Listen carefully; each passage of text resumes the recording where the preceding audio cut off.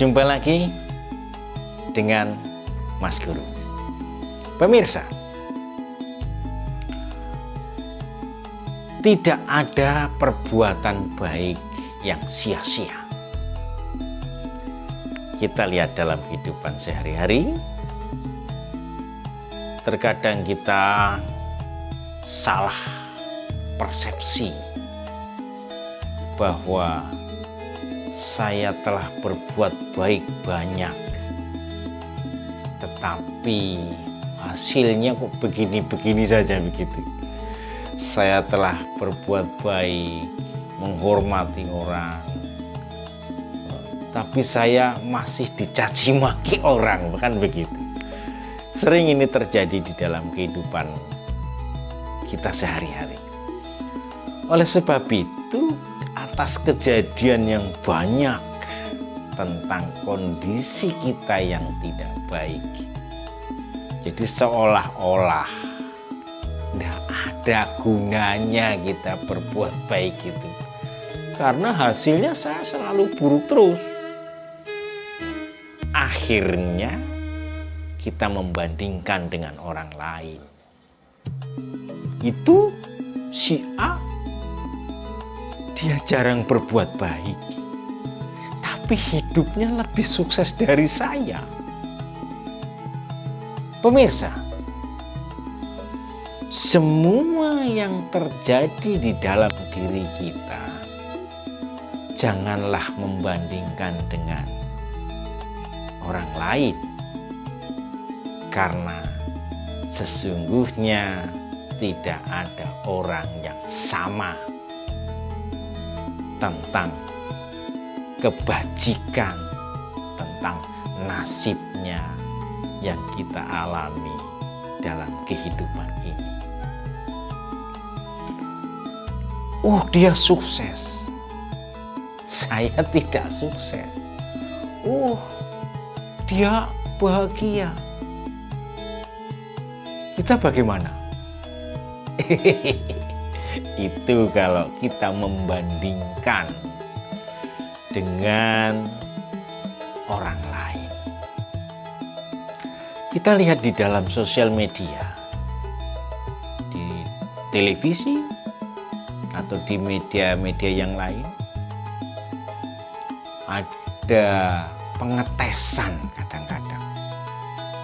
Ada orang menderita, ada nenek-nenek minta sedekah, yang dia jualan sesuatu yang kalau menurut logika itu tidak sepadan.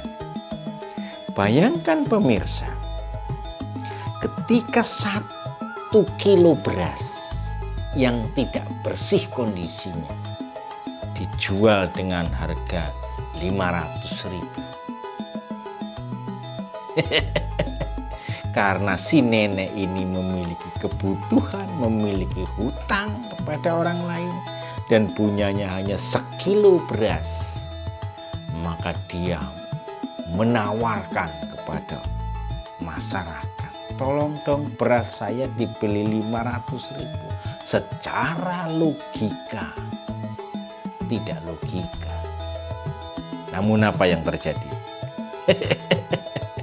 Ketika ditawarkan kepada tanda kutip orang yang kelihatannya mampu, yang kelihatannya happy, bahagia, tidak mau, tidak berjalan terus.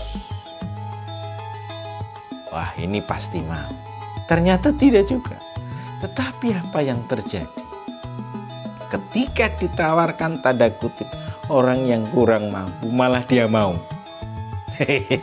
Kenapa pemirsa? Karena pada dasarnya orang yang menderita itu di dalam batinnya mengharapkan orang lain itu janganlah menderita seperti saya. Bagaimana pemirsa? Pemirsa, kalau kita melihat kejadian seperti ini, barangkali berpikirnya adalah saya akan berbuat baik. Dan perbuatan baik ini pasti ada manfaatnya. Kita ambil contoh di dalam kehidupan sehari-hari. Misalnya kita sebagai orang tua. Sebagai orang tua tidak mengharapkan anaknya menderita seperti menderita orang tuanya, begitu. Lebih luas lagi pemirsa, kalau orang tuanya itu tanda kutip kurang begitu pintar, mengharapkan anaknya itu harus lebih pintar dari saya. Bukan begitu?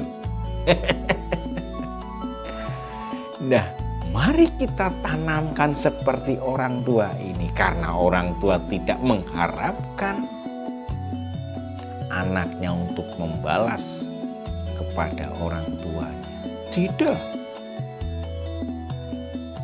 Tidak mengharap. Ikhlas. Karena apa? Karena yakin bahwa perbuatan baiknya itu pasti ada manfaatnya.